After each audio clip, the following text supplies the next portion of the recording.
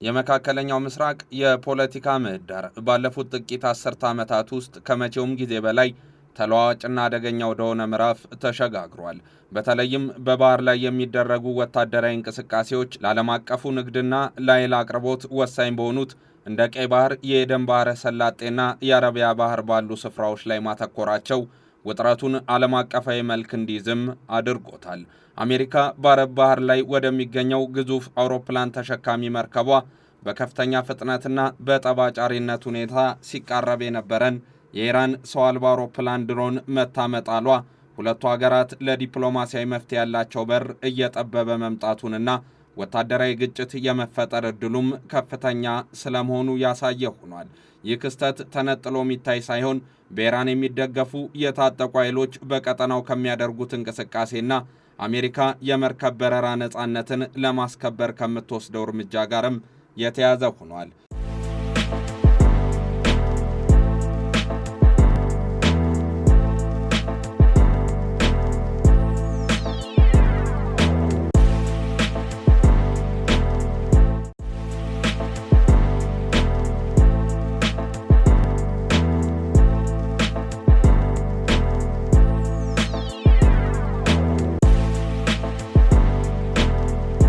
እንደ አሜሪካ መካከለኛ እዝ ወይም ሴንትኮም መረጃና እንደ ሬውተርስ ዘገባ ከሆነ የኢራን ድሮን ወደ አሜሪካ መርከብ የተቃረበችው የደህንነት ስጋትን በሚፈጥር መልኩ ነው።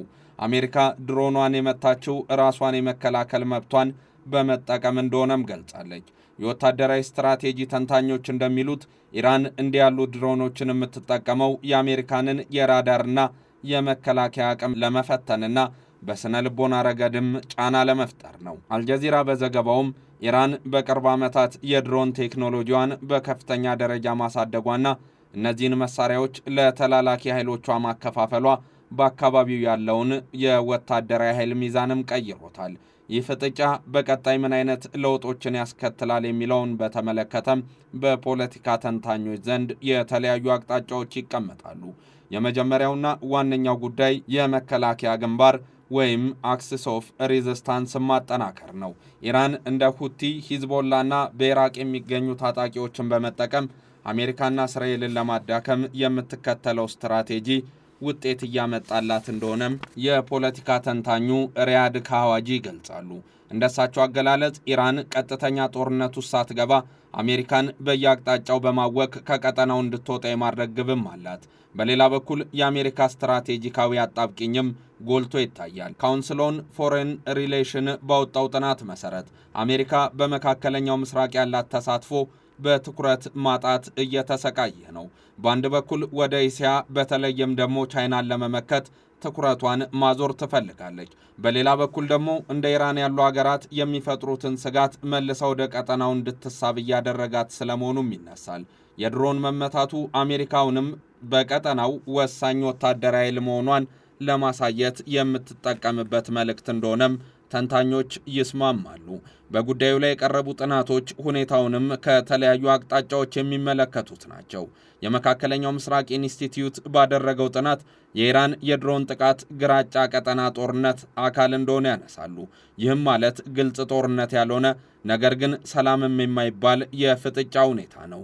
ኢራን ይህንን የምታደርገው አሜሪካ ለከፍተኛ ጦርነት ዝግጁ እንዳልሆነች ስለምታውቅና በትናንሽ ትንኮሳዎች አቅሟን ለመጨረስ ነው።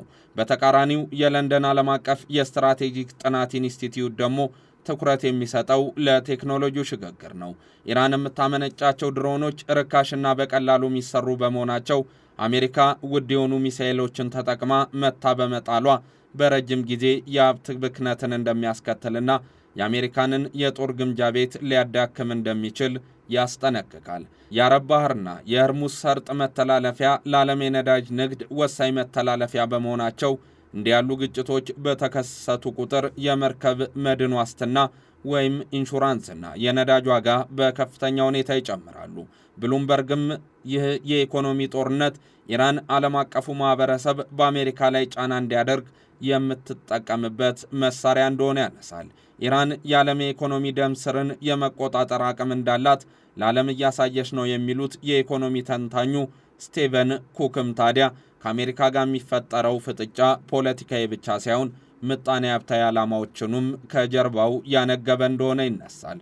ከዚህ ክስተት በመነሳት ወደፊት ምን አይነት ሁኔታዎች ሊከሰቱ ይችላሉ የሚለውም በበርካቶች የመነጋገሪያና የመወያያ ነጥብ ነው። የመጀመሪያው የተገደበ ግጭት ስለመሆኑ ይነሳል። ሁለቱ ወገኖች ወደ ሰፊ ጦርነት መግባትን እንደማይፈልጉ፣ ነገር ግን አሜሪካ በኢኮኖሚያና በውስጥ ፖለቲካዊ ጉዳዮች፣ ኢራን ደግሞ በኢኮኖሚ ማዕቀብና በህዝባዊ ተቃውሞዎች ምክንያት ሰፊ ጦርነትን ይፈራሉ።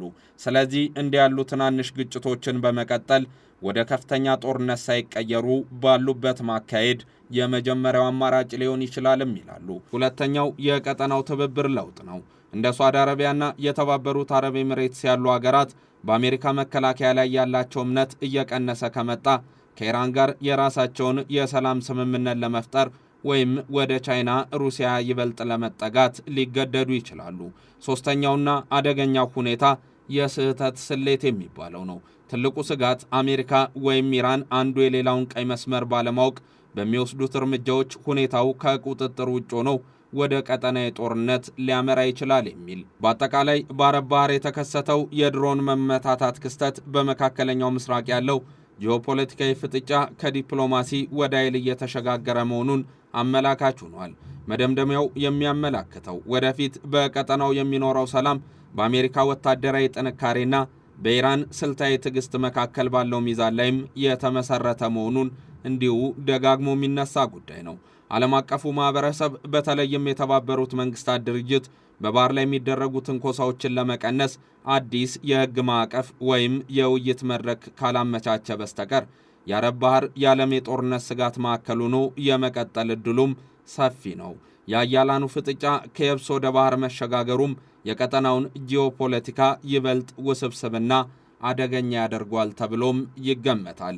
ዛሬም ግን ኢራንና አሜሪካ በአረብ ባህር ላይ ያላቸው ውጥረት እንዳየለ ነው። እስራኤል በተጠንቀቅ ቆማለች። ሂዝቦላና ሁቲዎችም የኢራንን ትዕዛዝ በመጠበቅ እንዲሁ በተጠንቀቅ ቆመዋል። በዛ አካባቢ የሚፈጠር የአፈሙዝ ትግል ታዲያ እልቂቱ ዓለምን የሚያዳርስ እንዳይሆን ስጋት አለ።